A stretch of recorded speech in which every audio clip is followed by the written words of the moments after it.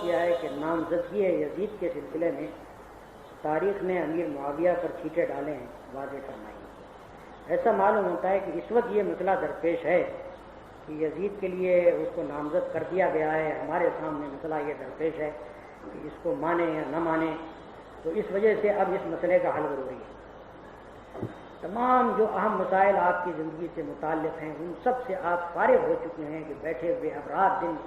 یہی سوچتے رہیں کہ امیر معاویہ حق پر تھے کہ حضرت علی حق پر تھے، یزید کو کیوں نامزد کر دیا گیا۔ اس مسئلے میں آخر اس قدر زیادہ اپنے اوقات کو اور اپنی فکر کو الجھانے کی ضرورت ہے۔ اس طرح کے سوالات سے بعض اوقات ایسی الجھن ہوتی ہے کہ آدمی کی سمجھ میں نہیں آتا کہ ہماری قوم کو ہو کیا گیا۔ جو مسائل اب حل طلب نہیں ہیں ان کے اوپر سارا اپنا وقت صرف کیا جاتا ہے، جو مسائل حل طلب ہیں ان کی طرف سے غافل ہے۔ اسی کا نتیجہ ہے کہ ایک سے ایک الجھن ہمارے لیے روز بروز پیدا ہوتی چلی جا رہی ہے اور وہ حل نہیں ہوتی، کیونکہ ہمارے سوچنے والے موجودہ مسائل کے اندر اپنا وقت اپنی محنتیں ضائع کرنے سے بچتے ہیں اور لاتعلم مسائل کے اندر اپنا وقت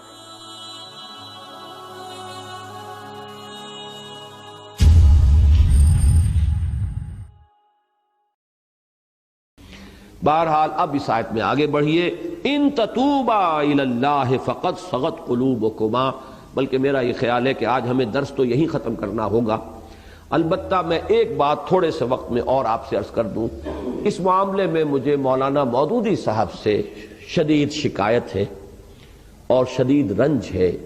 کہ انہوں نے اس معاملے میں وہی رخ اختیار کیا، اور صرف وہ رخ اختیار کرتے تو مجھے اتنی شکایت نہ ہوتی جب اگر شاہ ولی اللہ نے کیا ہے اور کسی اور نے بھی اگر وہ انداز اختیار کر لیا ہے تو مولانا مودودی سے بھی اگر ہو گئی فروگزاشت تو میں اسے فروگزاشتی کے درجے میں رکھتا۔ لیکن مجھے ایک چیز عجیب نظر آئی ہے آج میں نے خاص جب تحقیق کی ہے اس آیت کے بارے میں، انہوں نے اپنے حواشی میں شاہ ولی اللہ کے ترجمے کا ذکر کیا، انہوں نے شاہ رفیع الدین کے ترجمے کا بھی ذکر کیا، ان دونوں کے ترجمے کا تو ذکر کیا جس میں کجی کا لفظ آیا ہے، لیکن شاہ عبد القادر کے ترجمے کا ذکر نہیں کیا جس میں کجی کا لفظ نہیں آیا۔ اب یہ جو انتخاب ہے کہ ایک شے کو اختیار کرنا ایک کو نہ کرنا، حالانکہ شاہ ولی اللہ دہلوی رحمۃ اللہ علیہ کے یہ دو صاحبزادے جو ہیں شاہ عبد القادر، شاہ رفیع الدین،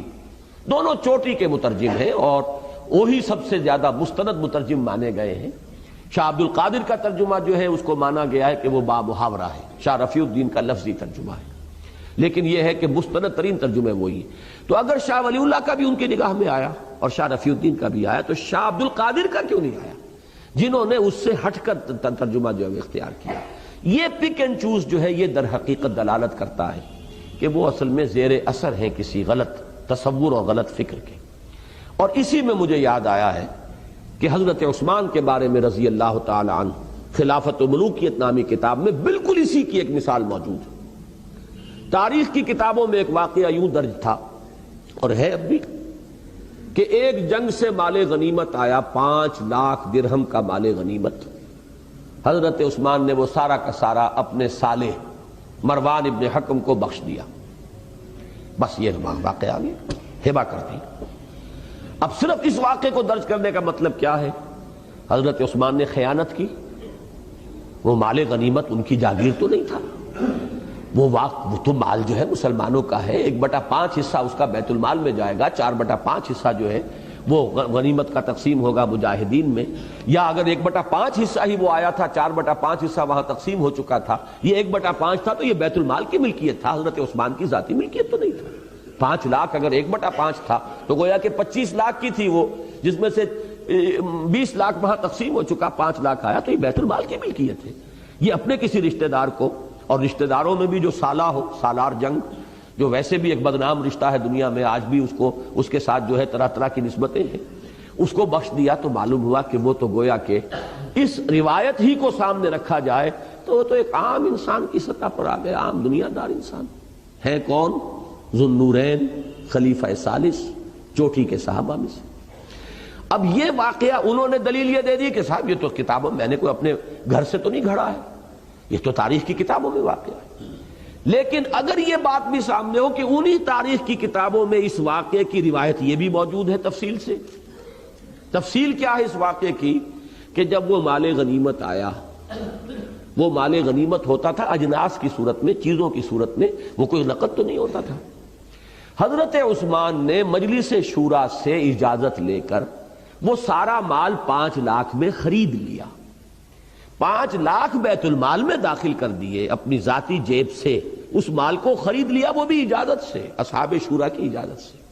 کہ بجائے اس کے کہ یہ سارا مال جو ہے بیت المال کے اندر اس طرح جمع کیا جائے، نقد میں 5 لاکھ میں یہ مال اگر آپ اجازت دیں تو میں لے لیتا ہوں، 5 لاکھ بیت المال میں داخل ہو جائیں گے، یہ مال اب آپ کی ذاتی ملکیت ہے،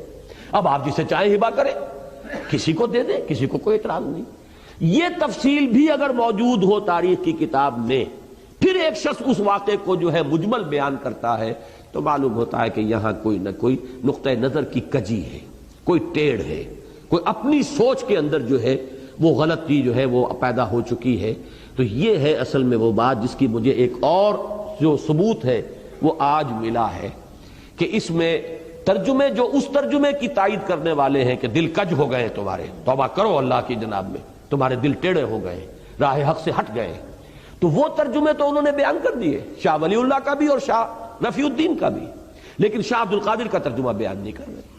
تو یہ میرے نزدیک در حقیقت اس میں جیسا کہ میں نے عرض کیا، میں دوبارہ وہ الفاظ دہرانا نہیں چاہتا، جو ہمارے بعض اکابر کو، مولانا مدنی رحمہ اللہ کو بہت پہلے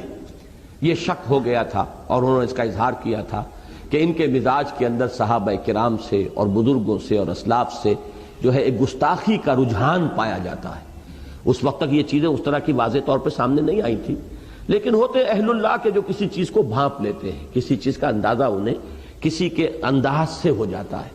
تو اس قسم کا واقعہ یہ ہے کہ خلافت و ملوکیت تو خیر اس کی بہت ہی بڑی مثال ہے، لیکن ایک مثال مجھے آج ملی ہے اس ترجمے کے اندر کہ سارے ترجمے دلائل کے اندر سابقہ جو ہے انہوں نے کوٹ کر دیے، لیکن یہ کہ شاہ عبد القادر موضح القرآن،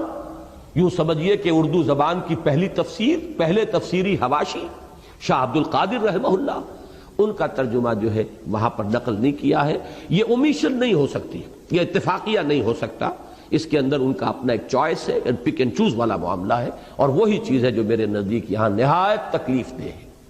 تو بس آج اس پر ہم اپنا درس ختم کر رہے ہیں۔ ان تتوبا الیہ فقد صغت قلوبکما، اگر تم دونوں اللہ کی جناب میں بصراحت اپنی خطا کا اعتراف کرتے ہوئے توبہ کرو تو یہی تمہارے شایان شان ہے، اور تمہارے دل تو اس طرف مائل ہو ہی چکے ہیں۔ بارک اللہ لی ولکم فی القرآن العظیم ونفعنی وإیاکم بالآیات والذکر الحکیم۔